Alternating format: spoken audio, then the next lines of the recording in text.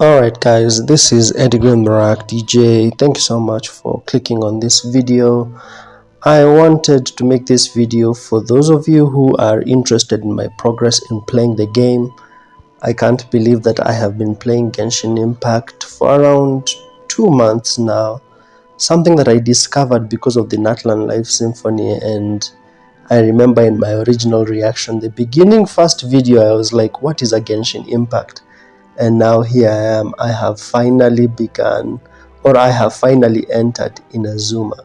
Now, the reason why I'm making a video about Inazuma specifically is, first of all, whenever I enter a new region, I always have footage of my first time entering that region.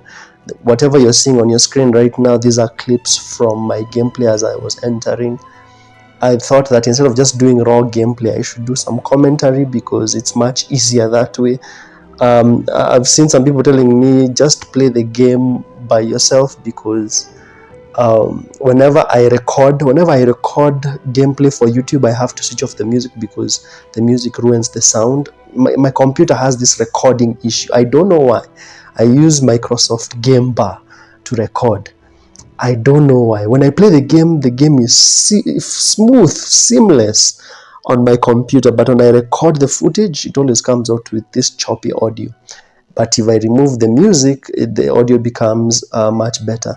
So, people tell me, don't remove the music, just play the game without recording. So here I am. I recorded offline because I wanted to capture my first moment entering Inazuma. And I have to say that before I entered Inazuma, I was actually doing some world quests and some story quests, and the game was beginning to become a bit of a burnout. I've noticed that as you go deeper into the game, the grind becomes really, really intense. In fact, you can spend days of the game just not even playing to play, but playing to grind, because you're trying to...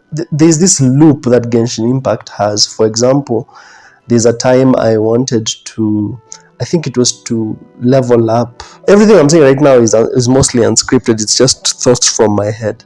I wanted to level up Kaya, but in my head I was like, to level up Kaya, I have to go fight that ice plant thing, and then to fight the ice plant thing, I have to level up my fire characters, which required me to level up Diluc because he has the fire sword thing.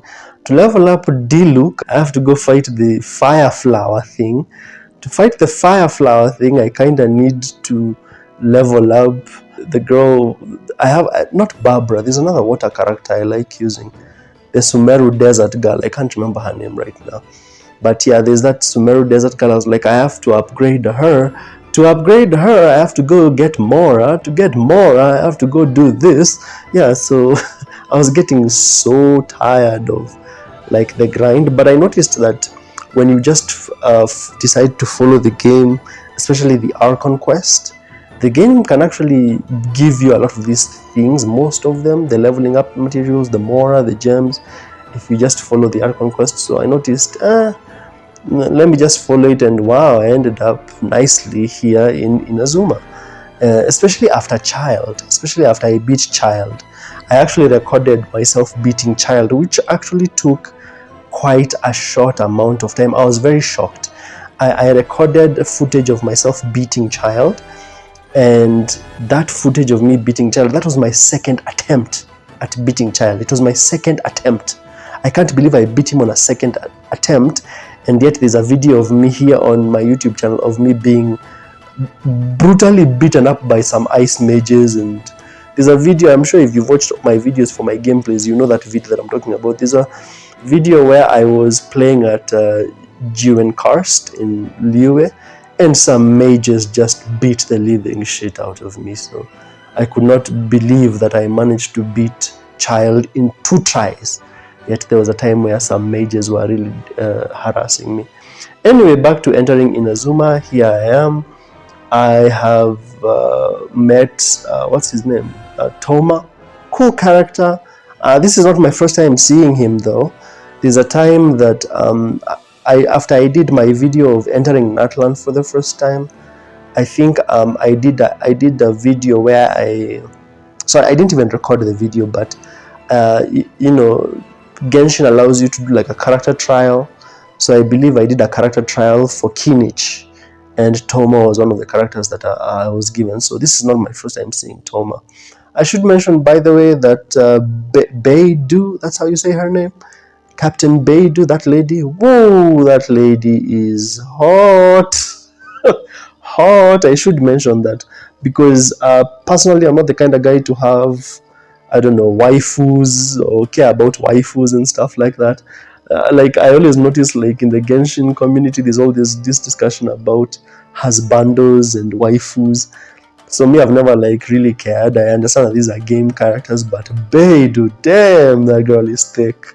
I was like, if I was to have a waifu, if I was to have a waifu, it would either be Beidou or Shilonen. Yeah. Anyway, so here we are in Inazuma. Inazuma is apparently closed. That's what the characters were saying. It's a closed region, so I couldn't just fly into it or walk into it. I believe you know this as a Genshin player. But yeah, it surprised me that you can't just fly into Inazuma. You had to take a boat or a ship to get there. I remember the first time I went to Liyue, I just walked there.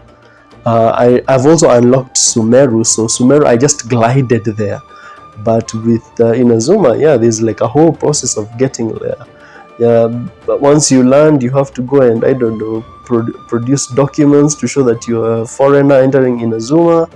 Then there is a sort of mission you're given where you have to go and expose this dude for, I don't know, over taxation and follow him around and get him as he's digging up a ledger or something like that. I wasn't paying attention because, as I said, when it comes to grinding the game, sometimes you just like skip dialogue, skip that. You just want to get through it, which yeah, can really hurt you in terms of understanding the story. But because sometimes some stuff is over explained, you don't mind skipping. So I was very surprised with how I don't know, detailed and serious that first mission in Inazuma was.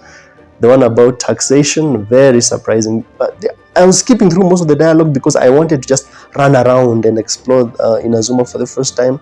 But I noticed because you're entering and there's someone to guide you through the whole process. Toma is there to guide you through the whole process.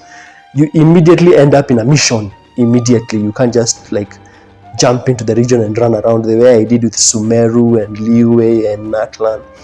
My first impressions of Inazuma is that I found it to be kinda bland, to be honest with you, lacking charm, and I don't know if it's because I entered at night, or in the evening. I entered Inazuma in the evening, but yeah, I found it kind of bland and lacking charm. Don't get me wrong. I like the whole ancient Japan vibe with the sakura trees or whatever, but I just found it to be kind of bland. In fact, I think Inazuma is going to be like my least favorite region because I've seen videos of Fontaine. I haven't like done a video about entering Fontaine, but I've seen videos of Fontaine. I've heard about that people dive. I've been in Natlan. I've seen Liyue, Mondstadt, Sumeru, and I think to me Inazuma is like the least, my least favorite region. Like there's this part where I entered a village and the village was just kind of meh. Actually, I should mention that Inazuma has like, I'm sure you know this as a Genshin player, Inazuma has like these islands. So there's this one part where I had to ice bridge to an island, and boy, the island that I ice bridged to, I'm sure you know this as a Genshin player, the island that I ice bridged to was so violent with such a huge storm happening. There's this one part where I tried climbing a cliff and I was electrocuted like thrice. Each time I climbed with one character, electrocuted. I climbed with another character, electrocuted. Electrocuted. There's even a part where I was just walking and my health begins to drain. I'm sure you know this as a Genshin player. There's a place in Inazuma, if you just walk, your health is just dying. So that was interesting. I didn't hate Inazuma because of that. In fact, I found Inazuma interesting. That there's a region that is that dangerous and violent. So I'll give it a tick for that it stands out because the region is so dangerous and violent. But other than that, it's not as charming as Liyue, or charming like Sumeru Rainforest, or charming like Natlan. I like the new enemies, by the way. There is new samurai looking enemies, and the machine looking enemies. I noticed that, yeah, the character that I was talking about is called Candice from Sumeru. Yeah, I like using her and Captain Kaya to like freeze enemies, so good stuff, defeating enemies like that. It's also nice to hear the soundtracks for the ones that I did reactions to. Now I'm hearing them as I fight enemies in the region, especially the Duel in the Mist soundtrack. Pretty good. Right now, as of the time I'm recording this, I have reached the Kamisato estate. I haven't seen Kamisato. I've heard her voice, and she has given me a mission which I haven't played yet. So I just wanted to record this and show you that I have finally entered